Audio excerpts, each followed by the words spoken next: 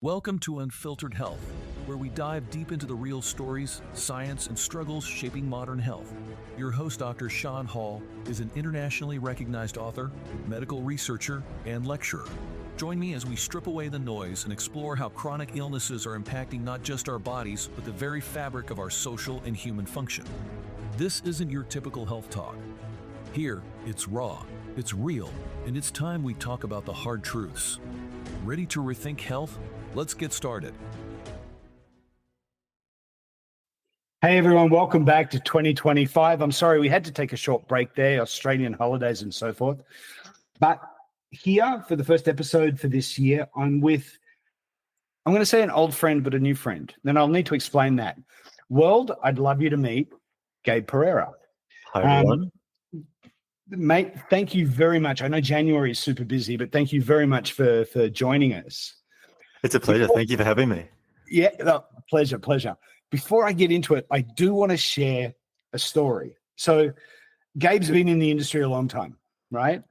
And today we're going to share his story. But when I first met Gabe was working for another company that was looking to actually did buy a former company of mine. And I'll leave company names out because that's irrelevant, right? And I can remember the first time I'm meeting him, we came into a boardroom and Gabe's side sitting on one side of the table, my side sitting on the other. So, you automatically go in going, okay, we're going to be adversary here. We're going to sort of toss this out.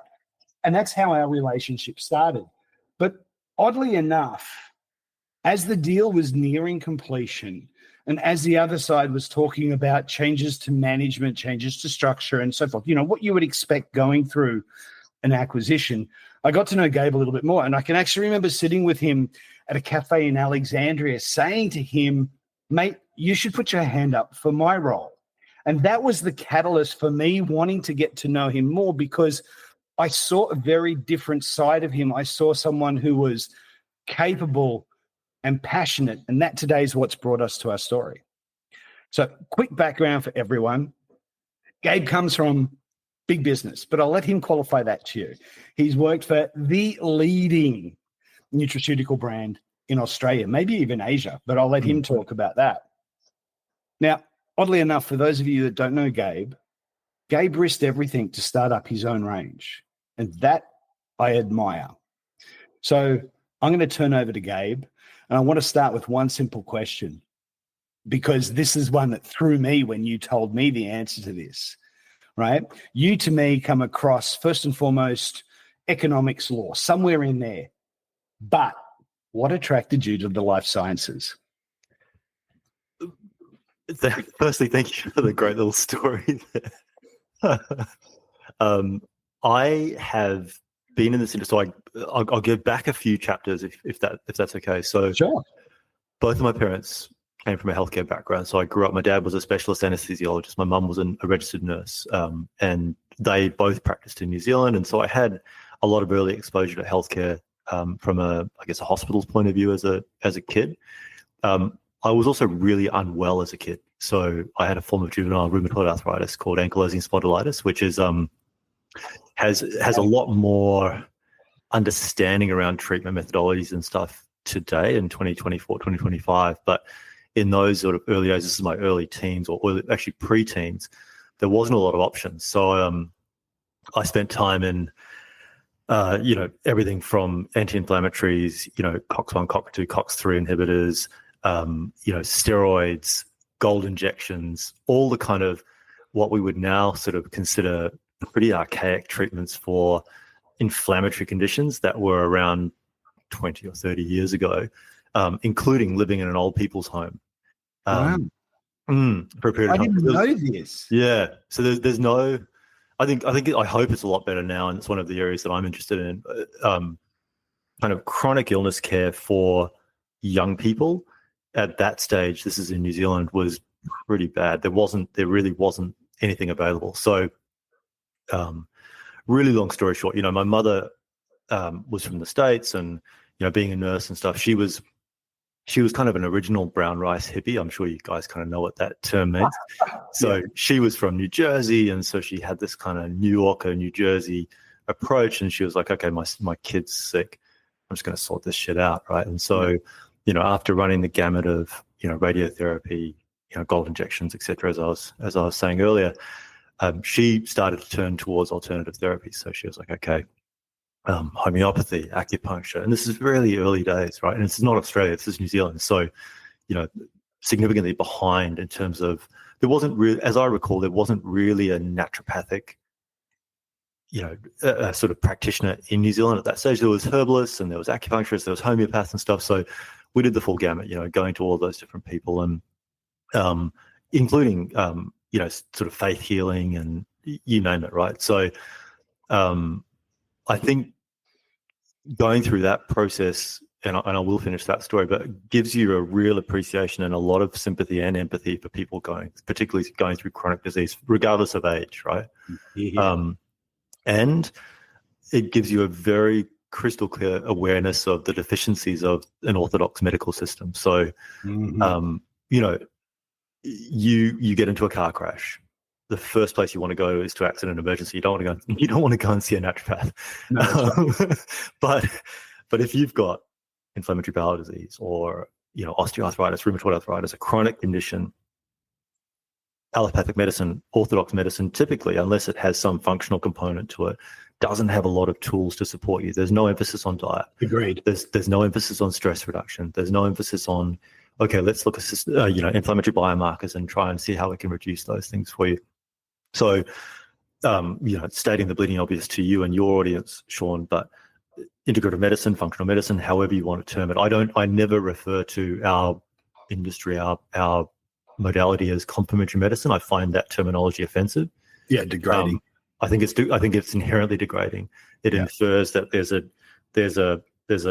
a greater and a lesser, and that what we do as practitioners and as brands and product creators is lesser to orthodox medicine. I just think that's just patently untrue. So you're getting a flavor for my sort of passion for the industry with this story, I guess. So flash forward, my dad's a doctor, and so there's no real options. I'm on crutches. I'm in high school. I'm bombing high school. Things are going really badly, and I, out of desperation, go up to his study and start kind of thumbing through his textbooks. And he, I think, fortuitously had been a runner, I think, at one point, and like all guys, I guess, went through a sort of a fitness phase, even though he's a doctor. You wouldn't think that to look at him now. And so I went through all of this stuff, and I thought, okay, what if I look, 'cause in New Zealand, at that stage anyway, we drank a lot of dairy. What if I got rid of dairy? This is as a 15-year-old, 14-year-old, right? What if I got rid of dairy? Okay, let's try that. What if I got, and I wasn't massively big on meat at that stage. What if I got rid of meat from my diet? I got a shitty pair of dumbbells. What if I started lifting weights? What would that do? And so, over the course of probably, I would say 6 to 9 months, perhaps even a little bit longer, I essentially rebooted my health intuitively, I guess you'd say, because there wasn't anyone taking me seriously, from a rheumatologist point of view, or from even my parents, weren't really taking me seriously in terms of what I was trying to do. They were going, God, you're a pain in the ass. Now you're a vegetarian. What? But yeah, that was the process. That was what allowed me to, I guess, looking back now, lower my inflammation to the point where I started to have some sort of symptom relief. Once the sort of pain and compromised function settled down, then I was like, okay, cool, I can go for a walk now. Okay, cool, now I can think about getting stronger and with these weights that I'm lifting. Okay, cool, maybe I can do a pull-up. And then, that led over the course of that period of time to sort of thinking, okay, well, my studies have gone completely to shit. Now let's start turning that around. So, the last year of high school, I essentially mapped out on a physical piece of paper, every hour of the day as a study plan, and got a scholarship for uni, got into law school, blah, blah, blah. But yeah, that's the amazing thing. With such a background, you never followed healthcare straight into an undergraduate. You went off and did law. I really thought about it. But my dad, again, because he was sort of head of department or something in anesthetics, he had already had a lot of exposure to the political elements of hospital medicine. Oh yeah, it's ridiculous. And so he was like, there's so much more to medicine than the practice of medicine in a hospital context. He said, you're far better off doing something else besides medicine. And I think also because I've often reflected on that, over the last couple of decades, I've gone, did I make the right call to go into business and blah, blah, blah. But every time I go to hospital, I'm always struck by the fact that I wouldn't want to work there. No. I can introduce you to a lot of guys that want to exit. Yeah, exactly. And there's the most sort of dynamic guys in medicine, and guys and girls in medicine, are trying to get out and do something else, probably in the supplements line or in the diagnostics line or whatever, or they'll go and get an MBA. I mean, one of the smartest guys I ever met was a guy called Dr. Lester Levy, who's he was an oncologist, I think, who then retrained at an MBA and then became a hospital CEO. So you kind of combine that passion for healthcare with like, in my case, the application was always to business. So yeah, that's kind of the real reason. If you want the actual reason, that's that's actually really, really good. So to everyone listening, I knew parts of that story. I didn't know all that. That's intriguing. So you do law, and then when I first meet you, big business. I mean, your former company you're in was no small feat, right? They've done a lot for Australia. They've done a lot for the nutraceutical space. So you went from big business. I think you then went to a bigger business yet again. You did a stint overseas. Yep. And then somehow you woke up one morning and go, guys, I'm putting everything on the line. I'm doing Aura. Yeah. And the question is what was that? What was it that you saw that created that need to do Aura and moving forward? What are the things that you hope to, if I use the words carefully, repair, restore, bring back to this other form of healthcare? So let's go back to a shared chapter in our history, which I know you would remember as well. So, I practiced law, as you said. I worked in management and strategy consulting with Accenture. But while I was at Accenture, I studied Ayurvedic medicine. So I did postgrad in Ayurveda. When I left New Zealand, I did the OE thing. So I'd done a law degree, done a commerce degree, an MBA, and I was like, shit, I've done so much study. Like, I'd been working for a couple of years. I sort of said to myself, look, I've got to take a break. This is ridiculous. So went to India with a backpack and 10 grand or something, and essentially had the Lonely Planet in physical form in those days. Or the Rough Guide, I can't remember, or both maybe. And I had no itinerary at all. I landed in Delhi, and essentially my rule to myself was, if I read something or I spoke to someone that sounded interesting within India, then I would go there and I would experience it. So if I met you in a cafe, for example, and you said, hey, you've got to go to Rajasthan, it's amazing, then I would get on the train and go there, basically. That was my rule. Wow. Okay. So I did that for the better part of sort of nine months, traveling around India. And my dad's Sri Lankan, so there's the plan was kind of get through India in whatever time frame and end up in Sri Lanka. So that was kind of my only sort of plan, if you like. So I knew I had to go from north to south, because Sri Lanka's the little teardrop island at the bottom of India, basically. Yeah. And so there was a lot of adventures, time on ashrams, all the things, reading Rabindranath Tagore and all the different Indian poets and all this kind of stuff. A real kind of, what do you call it? Like I don't know, like boys' adventure, whatever. For those of you listening, there's a real glow on Gabe's face. So obviously he hit a very sweet spot in his life. It's good fun. It was good fun. Anyway, so I ended up in Goa, rented a motorbike, ate some grilled prawns, got violently ill, incredibly ill, right? And this was after months. So I'd been cautious. So I'd gone primarily, as you do when you're traveling in India and eating from, street vendors, generally vegetarian, didn't eat a lot of meat. I had a bit of fish here and there as I felt like it. But, for whatever reason, I'd gone out and I had these tandoori prawns, came back, and I was, literally like lying on the floor of the shower, everything coming out of everywhere.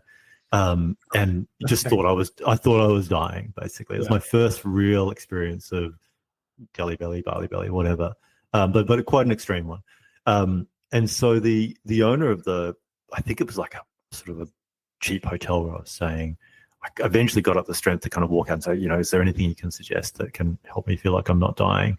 And he was like, have you heard of Ayurveda? I was like, no.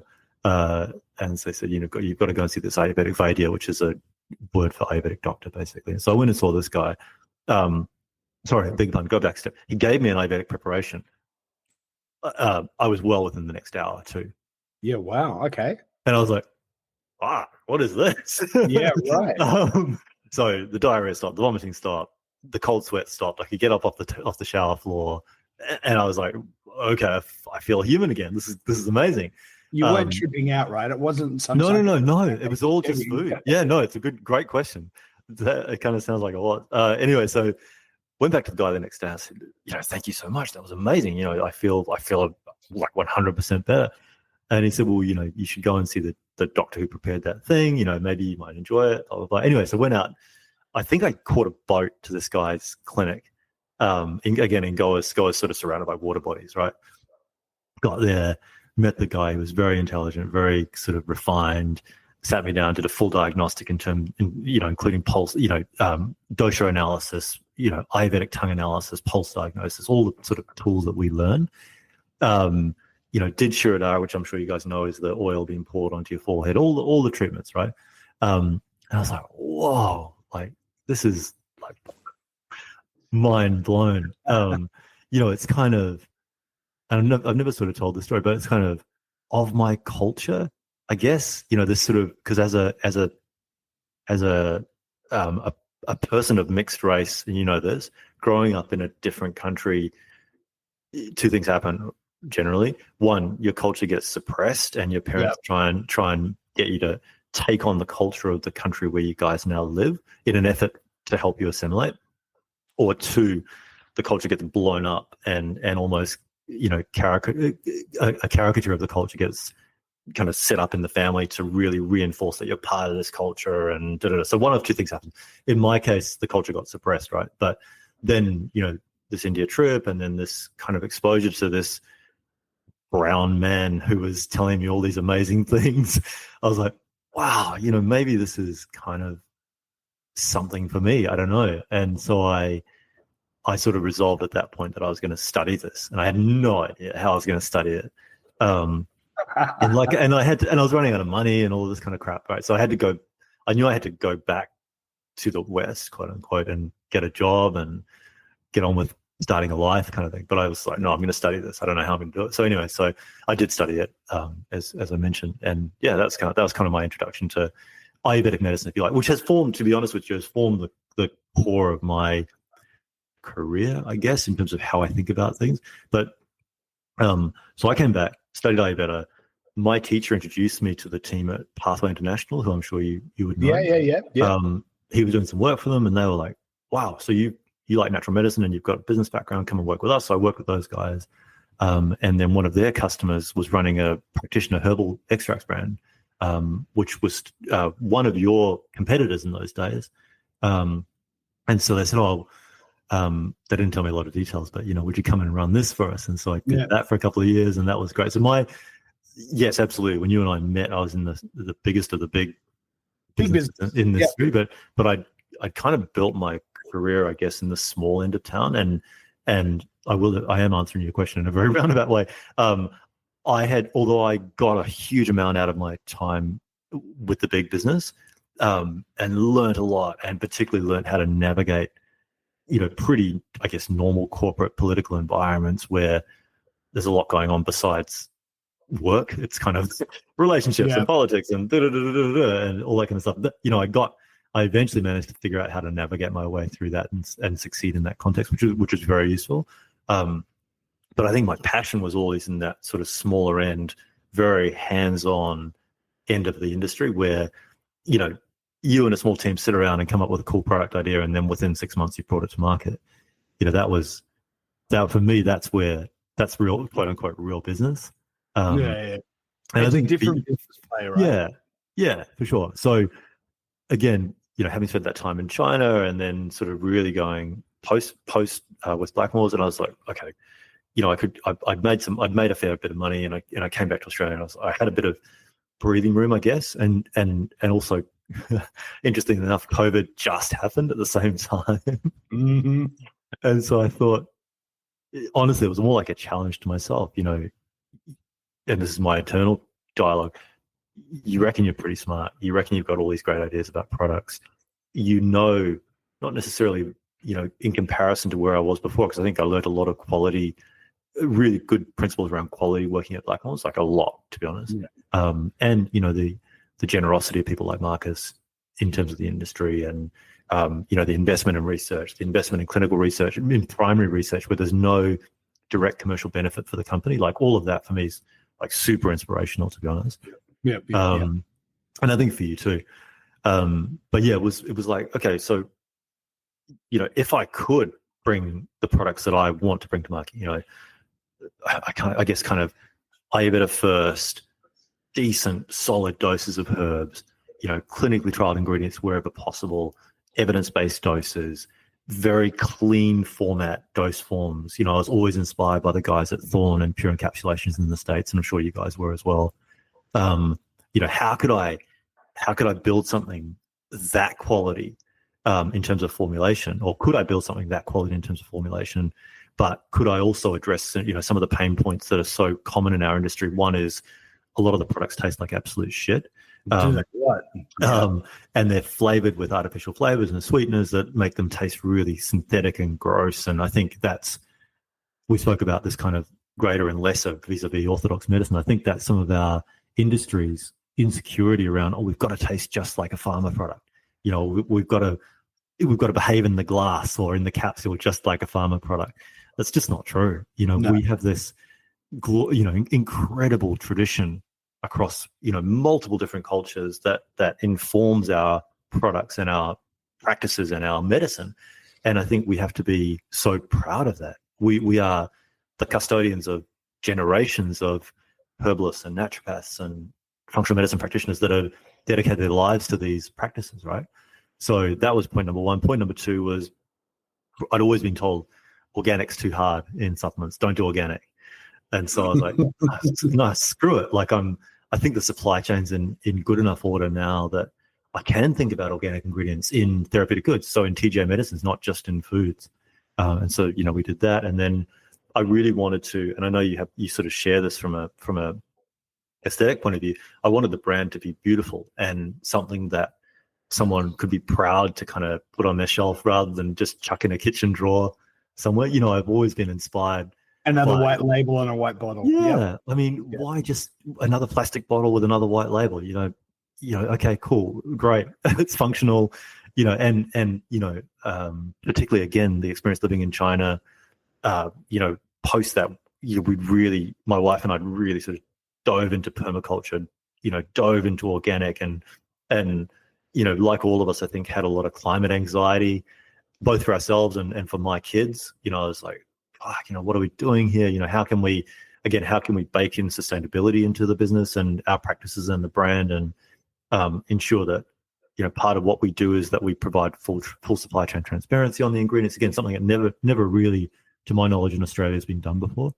And I think, to the point where you opened the conversation around education, one of our principles is how do we create agency for people around their health? So if health is sort of the enabler of a great life, which I personally believe, again, from personal experience, that it is. If you don't have your health, you don't have anything.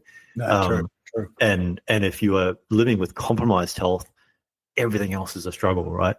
Mm-hmm. So, and again, as relatively healthy people, you and I now today, we don't think about, Beryl from Bankstown who has trouble walking down the stairs. How the heck does she think about self-actualization and, preparing for a retirement if she's struggling to get up and downstairs? Yep. Mate, I can tell you, the last 12 years where I've been heavy into oncology research, right? Being in situations where you commonly have to deal with quality of life issues of patients with advanced cancers, not necessarily terminal. And you sit down and you listen to patients that want to have the conversation on how they can end their life in a humane way. On their own terms. On their own terms, because They can't eat with the family anymore. They can't go to the toilet by themselves. And yes, they are embarrassed. They feel that they're a burden. It's part of the reason I'm so passionate about life sciences. Absolutely. And I think that was one of the things that once I saw that click with you was why I wanted to get to know you a bit more. Yeah, no, and thank you. Yeah, and for me, this is a labor of love. I mean, my my mum, post sort of splitting with my dad, didn't cope very well. Became morbidly obese, diabetic, died in hospital from diabetic complications. So again, you get,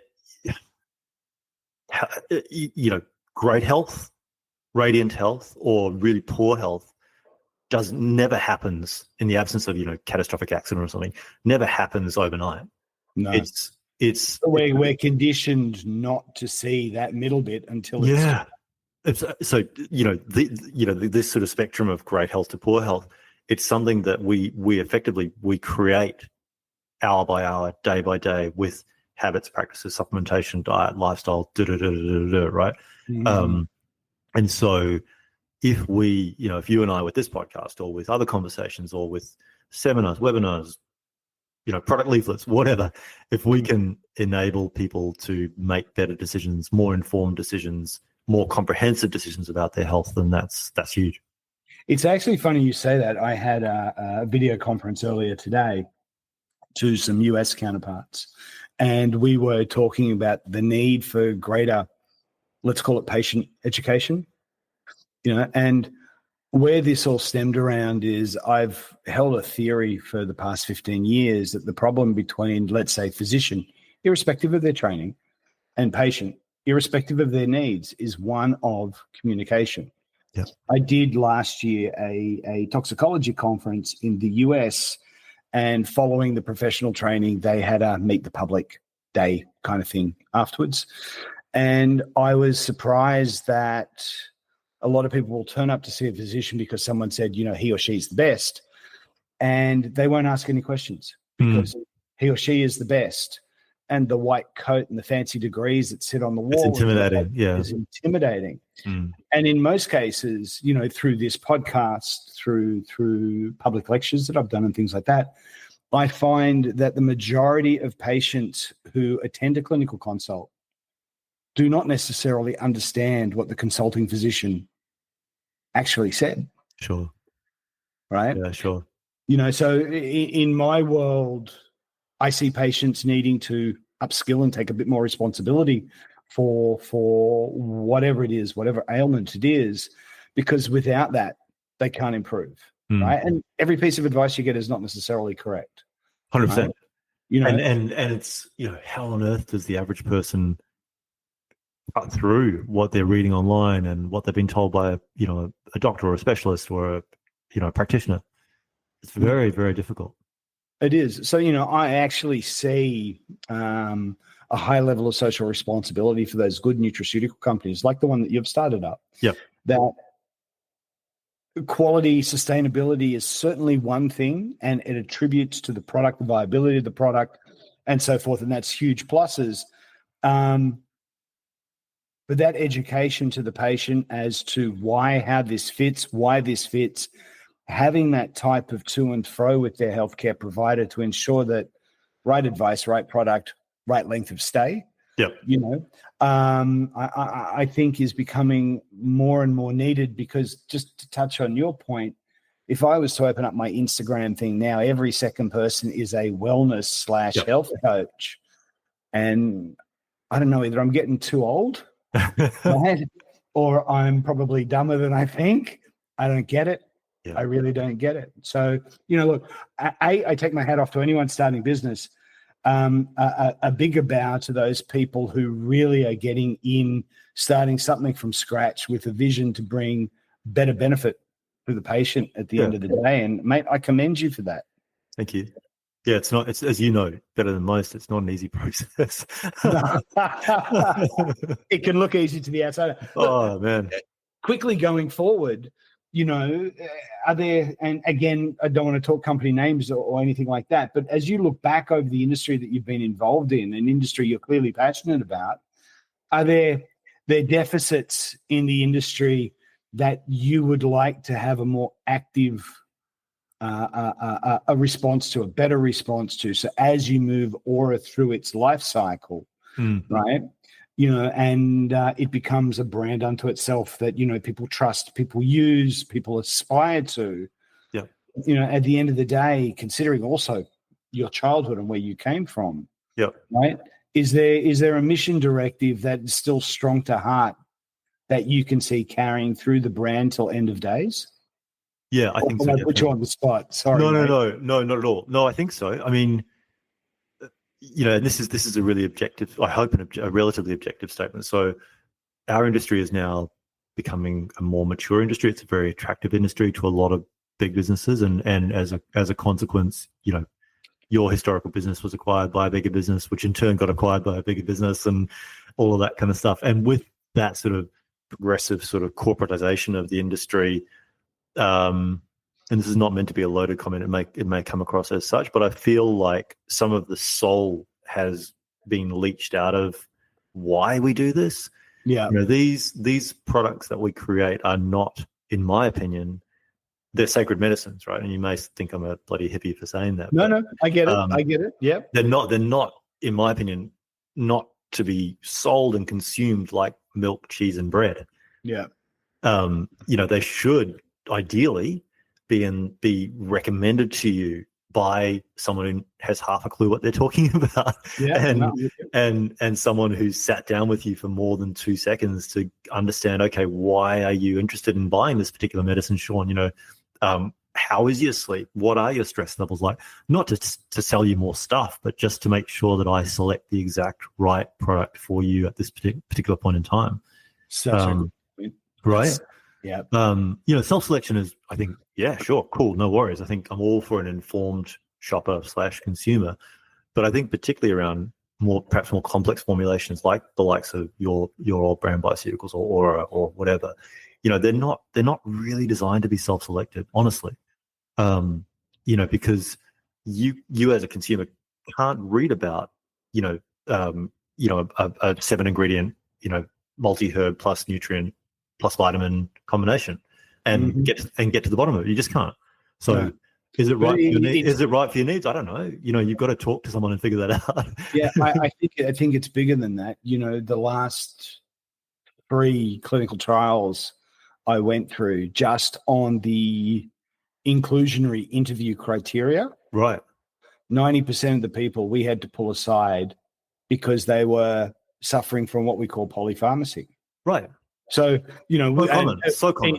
Western medicine, unfortunately, is rife with this. They might have, 2 healthcare providers, not one knows the other exists. Yep. Both are prescribing. Yeah. Yeah. Supplements online because, some Hollywood star goes, look at me, look how wonderful I am. Clearly this works, right? Their friend down the road said, you got to try this. The pharmacist has sold them on something. And before you know it, they're on 6 different products and they're wondering why they're getting worse. Yeah. And it's super common. It's super, super common. Yeah. So, I think going forward, whilst we're all smart, when it comes to healthcare, we're actually very immature. You made a good point. There are people out there who are qualified to help us make the right choices. And let's say, let's just admit to this: every health journey needs a support network. Right. 100%. 100%. Whether you're early days, you need that support network so this thing doesn't degrade that quick. Yep. Or if you're in final days, your support network is actually really big. Totally. Right? And different action plans come into place. But most people who know me know I really do believe in nutraceuticals. There's a time and a place for them. On the same token, I'm not this and them, his or her. Yep. There's a time for prescription drugs. You're in an accident, you get pulled into trauma. Yep.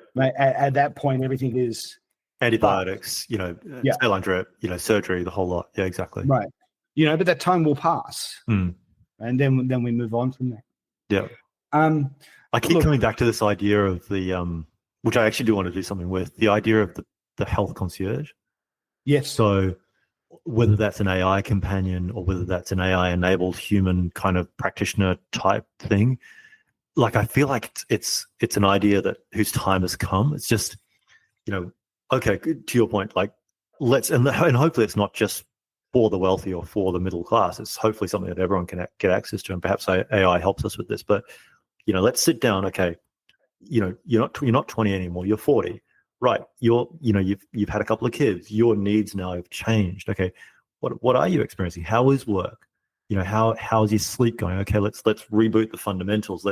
Okay, you're not cooking for yourself anymore. Why are you eating 5 meals out every week? Can we look at that together? And then, okay, what supplements, what pharmaceuticals are you taking? Okay, let's streamline that. Let's look for drug herb nutrient interactions. All the stuff that a great practitioner will do. But unfortunately, that's one. How do you find a great practitioner if you don't know people? For the average person, that's really hard. Two, can I afford to see them on a regular basis? For the average person, maybe not. See, this unself is a problem. I mean, we've been taught, Australians, been taught medicine is free. Yeah, it's Medical. not. No, right? Basal medicine, emergency medicine, under Medicare, 100%, right? But you touched on this beforehand. The rise of chronic illnesses outweighs anything we've seen before. Totally. Right. I don't want to upset people by bringing up COVID, but COVID pales in significance just to the mental health issue, which is only one of the chronic diseases. Yeah. Before COVID, the top 8 on Australia's national health priority were all chronic diseases. Today, the top 9 are. The US is the same. UK is the same. EU4 is the same. Yep. We have gone to such an extent that these chronic diseases, are principally man-made, have evolved to such an extent that it is now taking away valuable time, valuable years. But also, I think all of them, if I'm recalling them correctly, are preventable disease. 90% of them are. Yeah. I'm with you on that, right? 90% of them are.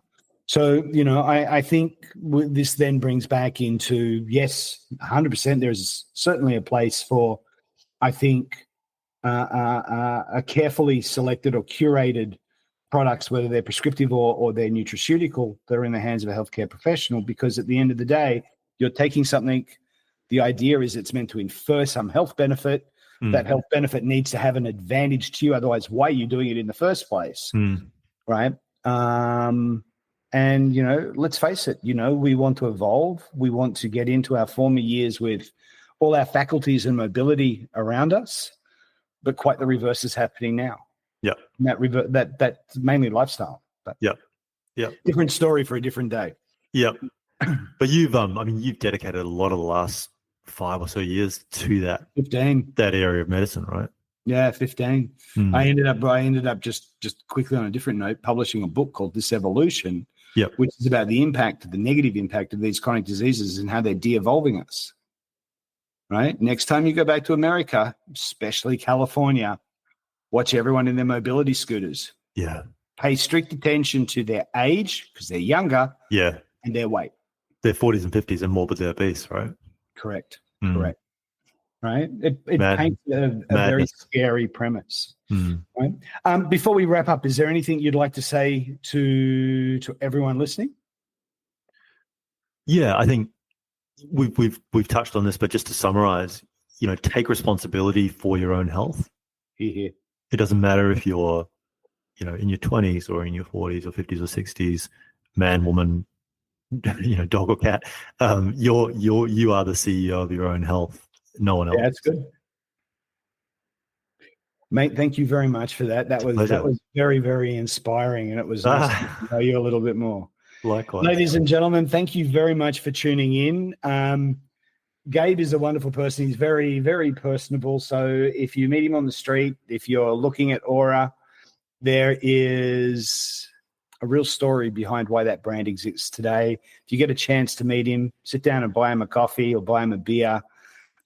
He's been around the nutraceutical industry, not just in Australia, but overseas for a long period of time.